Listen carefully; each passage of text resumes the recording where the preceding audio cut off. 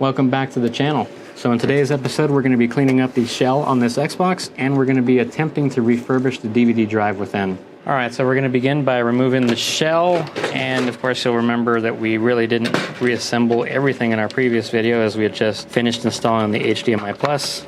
We of course have the stock drive still in here, but that's only temporary. And we did not put a ton of screws back in. We only have the one down here, and of course the two holding the HD Plus onto the board.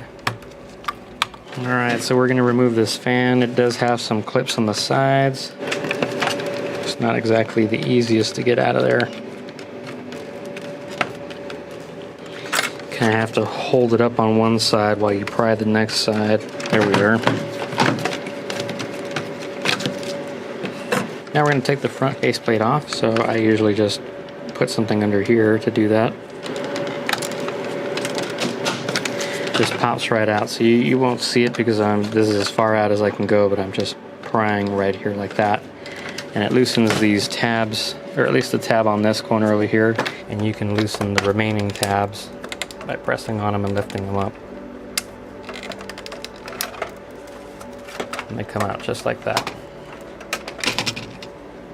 And since we're going to be putting this stuff in water, we want to remove this PCB.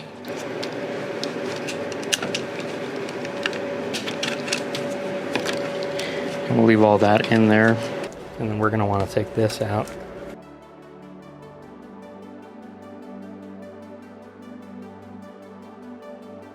We have the metal bottom chassis out of the console and loosened.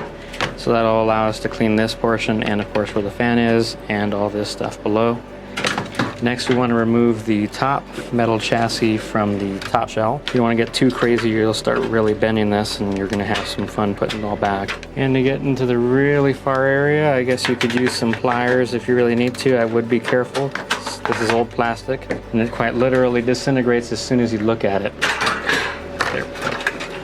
Alright. So this most likely won't need to be cleaned. It's not really that bad. Probably give it a quick wipe over. So we'll go ahead and see. I forgot to mention that we also want to clean up the hard drive caddy. So we'll go ahead and use the T15. So we definitely want to clean up this guy. It's pretty grimy as well. And now we'll see with the sink.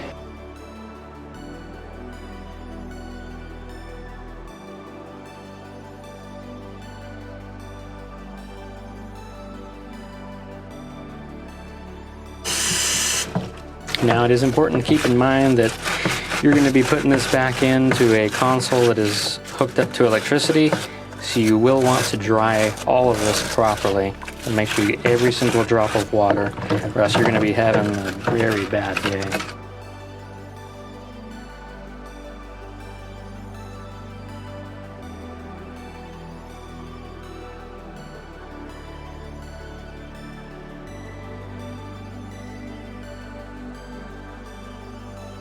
See if I can show this to you. So this right here comes off. You just press in this tab and this one right here, and then this will lift up and pop right out. There we go. Next would be our top shell, which is the worst of it all. Just let that soak for a second here. We'll go ahead and scrub while it's completely submerged.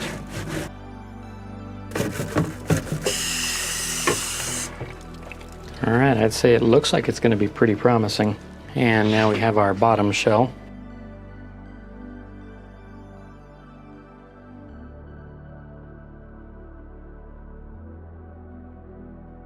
Now we have our bottom chassis for the metal. We're not going to let this thing soak. And it won't be in here for too long because it'll cause rust. We just want to do a quick bath on this thing. And of course be careful because this thing can still cut you. And then of course you're going to want to dry off the metal immediately. We have one final piece to wash. This one's just going to be a very light clean because it wasn't really all that dirty to begin with. And there you have it. Just remember to dry off everything before you put it back into the console, and we'll see you over there. Alright, and now while we wait for everything else to dry, let's go ahead and work on this fan. So normally I would have recommended that you dip it in water, but it does have some circuit boards and electronics in there, so you don't really want to submerge it in water. So I would probably just take a napkin or paper towel of some sort and clean it as best you can. You can just stick the paper towel inside one of the crevices of the fan blades, and you can clean up the edges of the fan by just doing what I just did. I'd probably be here all day if I was trying to get this in absolute pristine condition, but we're not trying to do that. Just want to remove the majority of the dust and have this look as good as I can get it. We'll go ahead and spray this power supply shroud, I guess. Get it cleaned up. It does have adhesive on the back, so you don't want to disturb that adhesive. And now begins the reassembly process if our shell and everything is dry enough, which it looks like it is. You can always take a Q-tip and clean up a couple of the spots that the water has refused to dry in. Now we're ready to put the metal shroud back in for the bottom.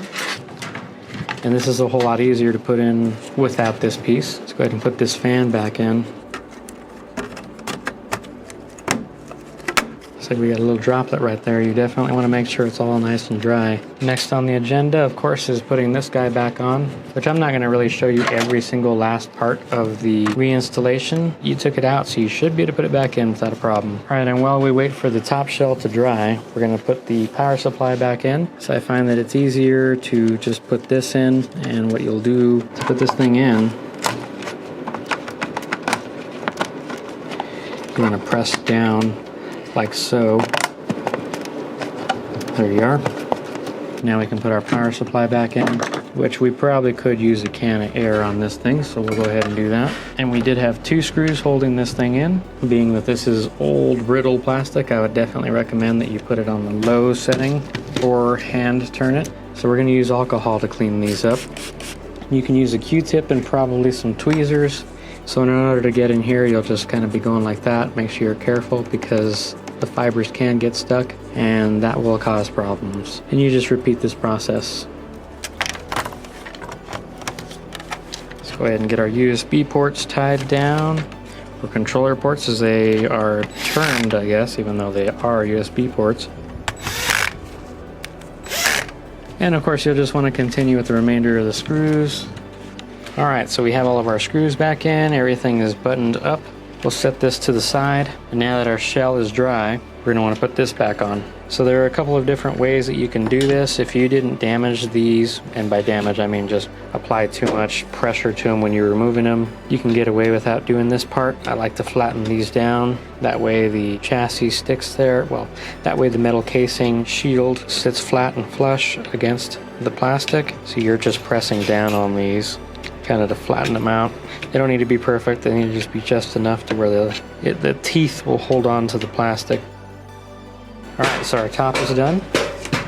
So there's how we're looking so far. Before we finish with the innards of the Xbox, we're going to want to put this guy on here. So no Xbox would be complete without a heatsink. On the MCPX, throw right there just like that, and we're all good. Now for the shell beautification process. What we're going to do is use this stuff right here. So since you know that this thing is free and clear of all dust and dirt and grime, we're going to want to go ahead and pour a little bit of this stuff on. Probably want to shake the bottle first, it's been a while. And by little I mean a lot. And that'll give it that new car shine. For any of the crevices and cracks you can't get into, you can use a toothbrush. I'd recommend using a clean one, which I believe that toothbrush has been recently cleaned, so we'll use that here in a minute. Let's go ahead and do that. And you're just going to want to go in like that and repeat the process. Now this stuff does recommend that you wait, I think it was 10 minutes, 10 to 30 minutes or more, and you can leave it overnight and it'll leave a nice shine. Now of course this isn't going to take care of white marks, deep scratches, but it's going to make it leaps and bounds better than what it was prior. And now the bottom portion of the console, we will repeat the process and do that to the front plate as well. Once again, after you've waited about 10 to 30 minutes, you can go ahead and proceed to wiping the excess off. So that just pops right out. You push from the bottom up. This off a bit with a brush. Looking a little dirty. So we're definitely going to want to open it up anyway. And this requires just your standard Phillips.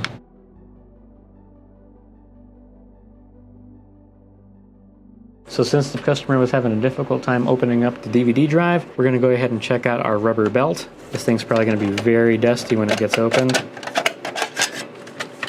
Oh yeah, doesn't look the greatest in here. In fact, it's worse than I thought. This laser is like, it's loose right here, this piece. I've never seen that before. Maybe it still functions as it is, I don't know. Now let's take a bunch of Q-tips and clean this thing up.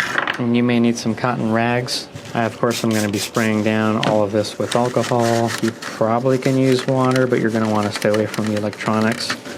Let's go ahead and take the bottom portion off. Let's see if we can get this thing to eject. I usually just press here, and there we are. It ejected, so that's good news. Let's go ahead and resume our cleaning. You'll want to use a Q-tip just for this. Let's go ahead and really zoom in on the grime and stuff. And we're just doing our best to clean up most of the dust and dirt that will matter in here. So let's go ahead and replace this belt. And we'll see where that gets us. Alright, so we're going to put some new lube on the rails and the gears here. And of course the new belt.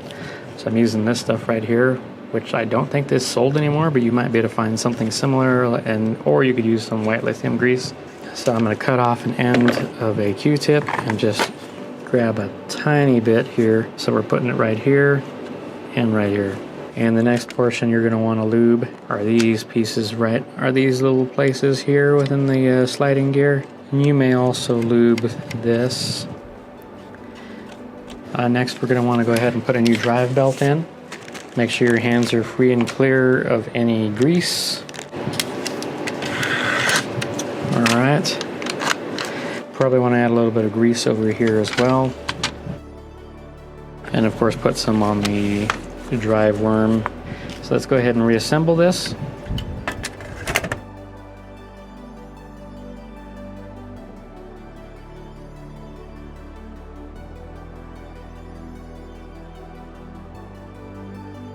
Alright, and now the moment of truth. We just hooked up our Xbox.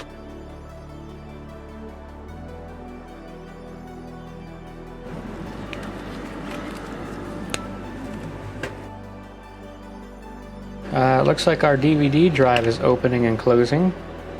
So there's that. It was not doing that previously. So we're going to try out an old favorite for everyone right here. Let's see what happens. No disc. Looks like that laser is indeed bad.